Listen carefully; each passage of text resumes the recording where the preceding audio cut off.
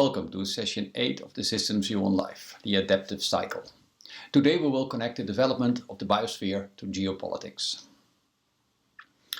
In general, we can say that nature develops through exploring, testing and selecting all kinds of sustainable processes as its building blocks. And it makes perfect sense. Everything that is not sustainable will eventually disappear and hence cannot be used as a building block.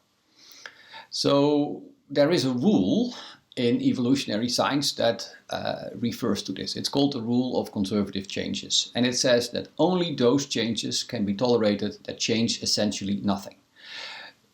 In practice, it means that only improvements on existing functions can be added, but only in a way that they don't violate the existing processes.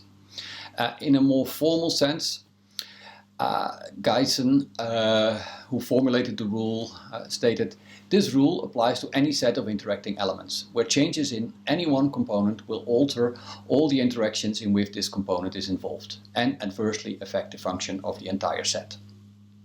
So it basically said that every thing that is a change in the fundamental level will have effects on the top level.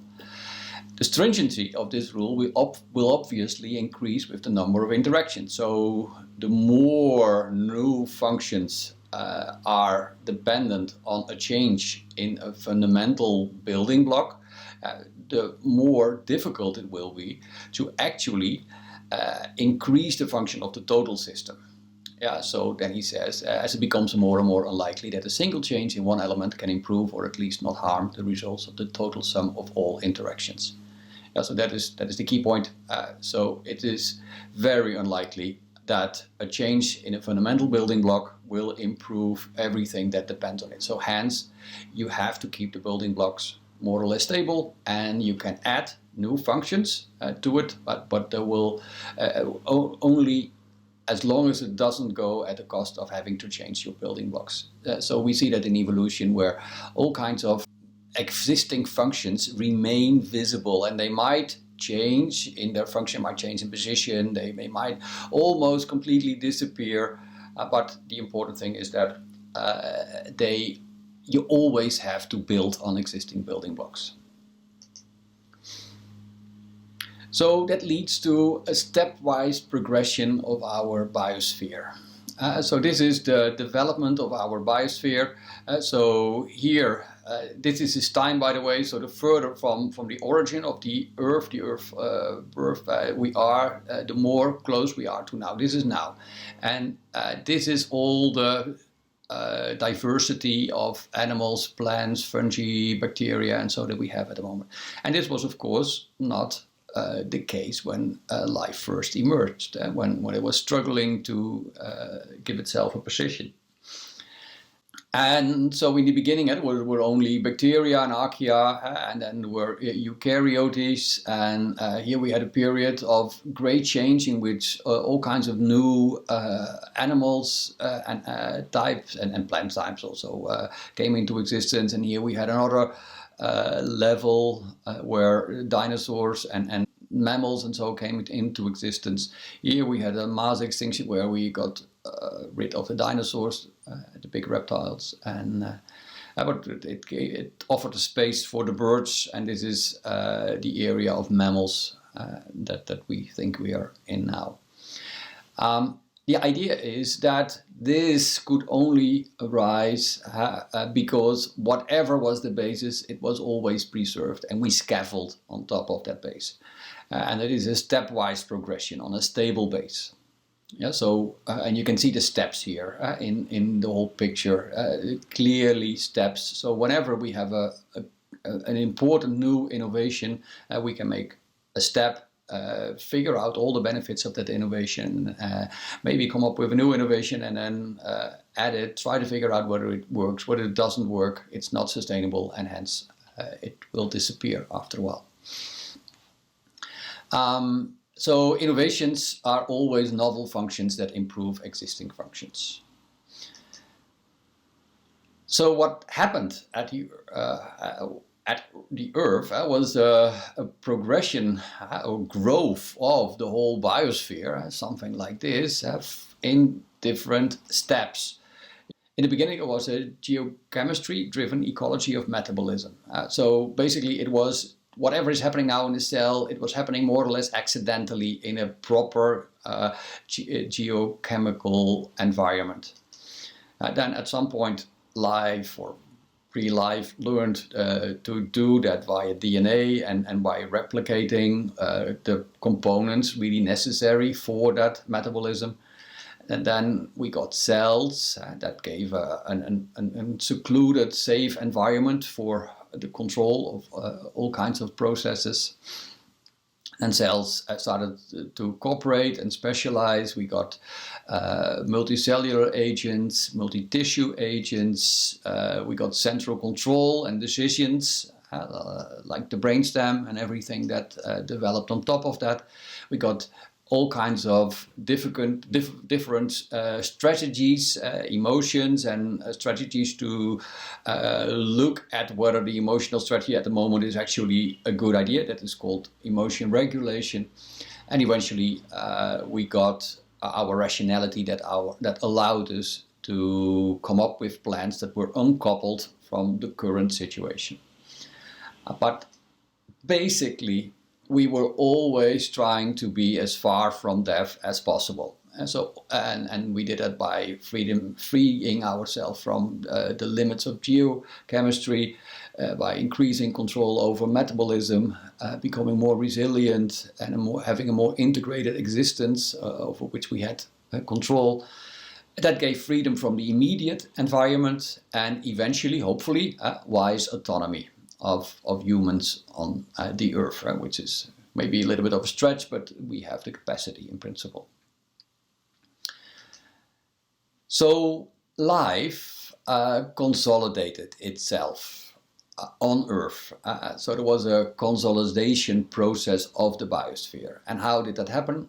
It basically happened through generations of combined agency and the traces those agents left that consolidated life on Earth. So it is the traces that they left by combining all their activities, and that was the building block on which life built itself. So the combined agency is really important, but combining agency is really difficult. It's actually more often a problem than that it allows an opportunity. And so let's see how that looks. So in the beginning, typically, before you know how to combine your agency, it is ineffective, it is more or less random, and it is inappropriate for a particular situation. But after a while, individuals can learn how to come up with creative behaviors and combine them and build something that makes sense. They can really start to cooperate because it's in their benefit to actually do that and create all kinds of nice organizations. But the cooperation can result in something that is more destructive if the cooperation becomes extractive behavior, where one at the top, for example, becomes selfish at the cost of everyone else, and that will eventually lead to a situation where the building blocks will no longer be stable. The system will be brought outside of the scope of control, and the whole thing falls down, and we end up somewhere here. Yeah. The combined agency is associated with different motivations of agents in different situations. So we, in a coping situation, we typically want certainty, and in a co-creation situation, we want possibility. Yeah. So in a difficult situation, the thing that we want to do is to protect our existence. So here we have a fairly difficult way to live, and we want to protect our existence, so we change it into something that is a little bit more robust.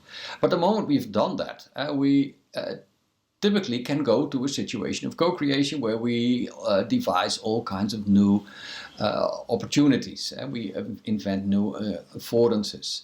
And we can do that also via collaboration, but the collaboration can then eventually lead to rules that are followed, And in the beginning, the rules are kind of light rules, but the rules can become really strict, and the situation can become in situation it's such that the rules have to be followed. And then we are controlling each other's agency, and we typically have something like a central part somewhere that is in control of the rules and decides which rules are to be enforced and how they are enforced.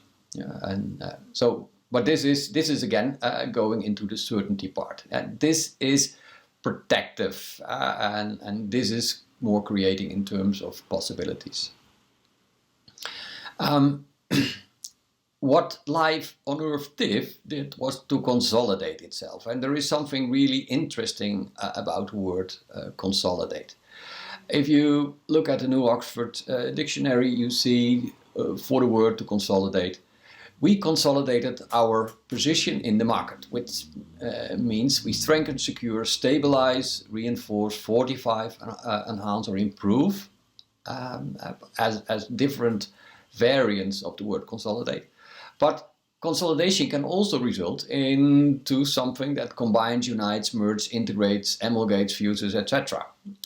And the interesting thing is that we can connect that easily, all those different words, in our standard quadrant picture. So here we are securing and stabilizing it, typically after some disaster, after a breakdown of the previous system, something like that. Here we can enhance or improve all kinds of things. They create some new thing, we invent. Here we are collaborating, combining, uniting, merging, synthesizing, bringing together, unifying and integrating stuff. So we are collaborating, we are creating a consensus, things like that. And here we strengthen, reinforce and fortify, and we are controlling, typically. Well, this fits really nicely with how life developed on Earth. Because there was not really a line like this going up. Well, in some sense it was, but actually it was going up and down and up and down. So successes and failures. But the key point is that the biosphere, through all the processes on Earth, became more resilient, more extended, more complex. Its diversity increased, and the sustainability of it also increased. So it became ever more stably positioned on Earth. It's now very difficult to get rid of the biosphere. And that is because there is these wiggles, they have a special property, and namely that successive tops are higher and successive valleys are also higher. And so we generally, every cycle here creates a little bit more and gives new opportunities, but it also has to get rid of whatever is unsustainable, but still we keep what is sustainable. And therefore that leads to a difference between the valleys here. And that is an important thing. So gradually we learn how to be more sustainable step by step by step, and using that as stable building blocks. So how does it look in more detail?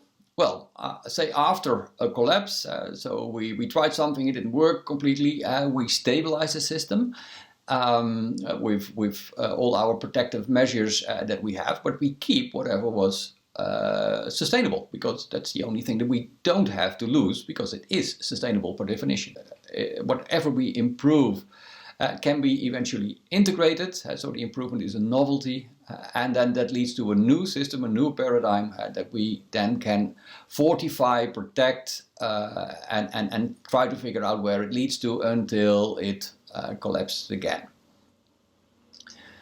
So in a little bit more detail, we have some old paradigm here, that old paradigm that happened not to be super stable, and it falls down.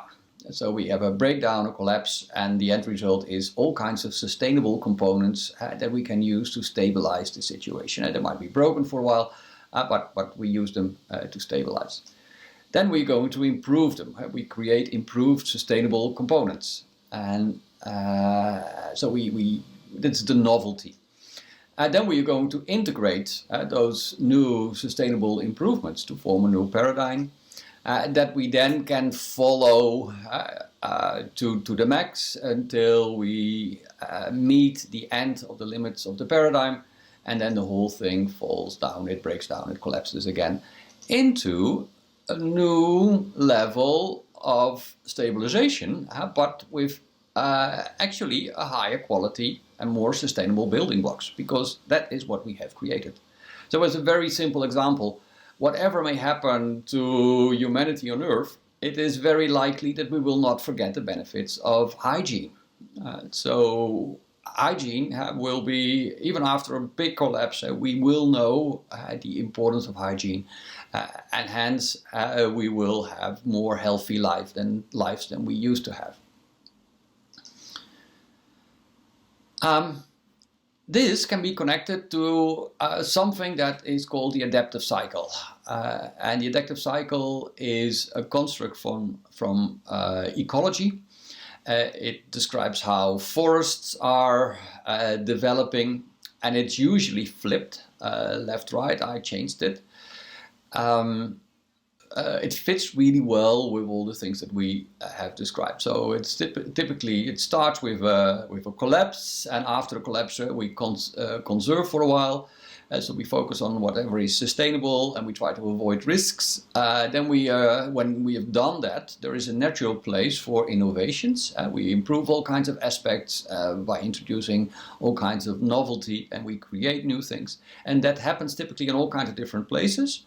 So the novelty then has to be combined and integrated in a new paradigm, a new consensus. That newer consensus is adopted more and more, and in the beginning everyone understands kind of the consensus, and it is a kind of a fluid consensus, but the consensus becomes more rigid, more rule-like, and eventually that allows us to act out the full potential of the paradigm. But now we are in a control mode, because the full potential of the paradigm needs to be protected, and everyone needs to keep to the rule, so we have to keep everyone to the rule.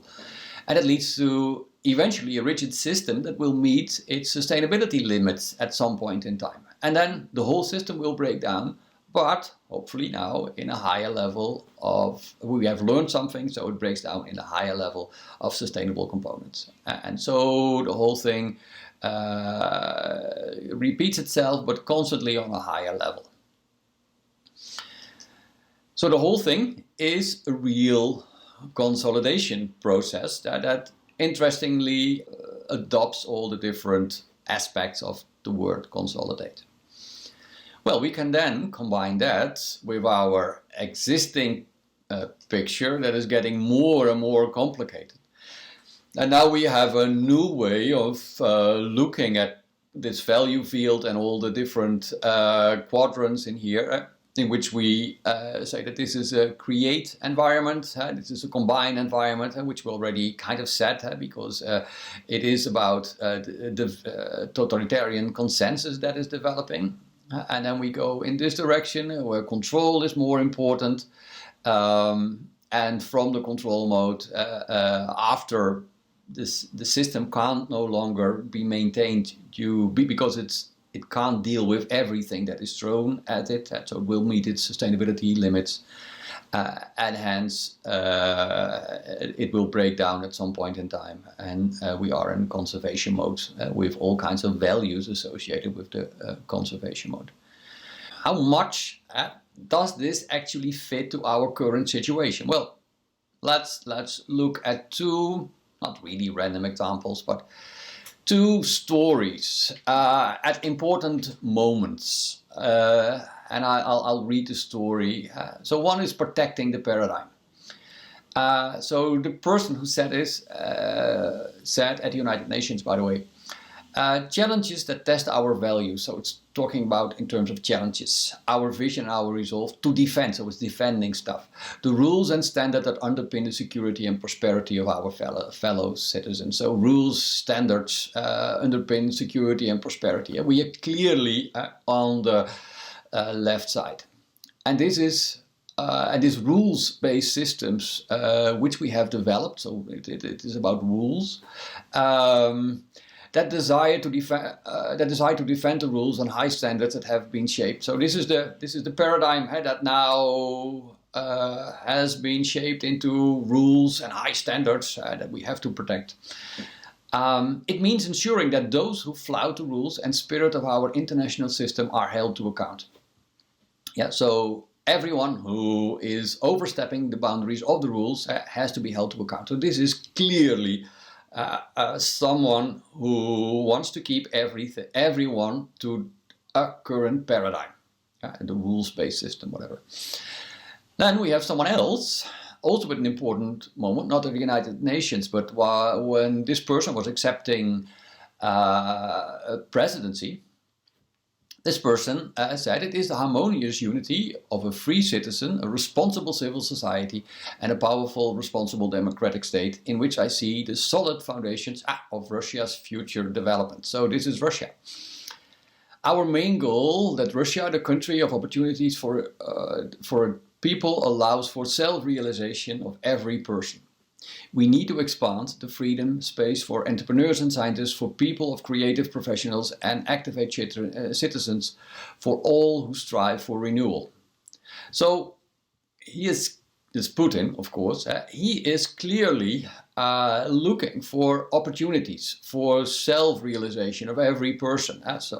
And why does that make sense? Because Russia had, after the collapse of the Soviet Union, a really horrible 10-15 years, and now they are developing their way out of the protection phase, and they are developing themselves into the creative phase. At least that is Putin's wish. So who was the other? That was Theresa May in her 2017 United Nations speech. So this reads very much as a country trying to liberate itself from protection after the fall into creation. And this reads very much as a control story and a protection of the current system.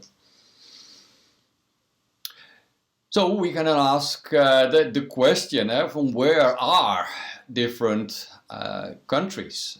So I made the case that Russia is moving in somewhere in this direction here, while the West is much more somewhere here. So in the West we can, we're more likely to experience some kind of collapse, and some people already see the collapse going on at this moment, while Russia is clearly in a different phase, although it might, of course, have all kinds of challenges as well.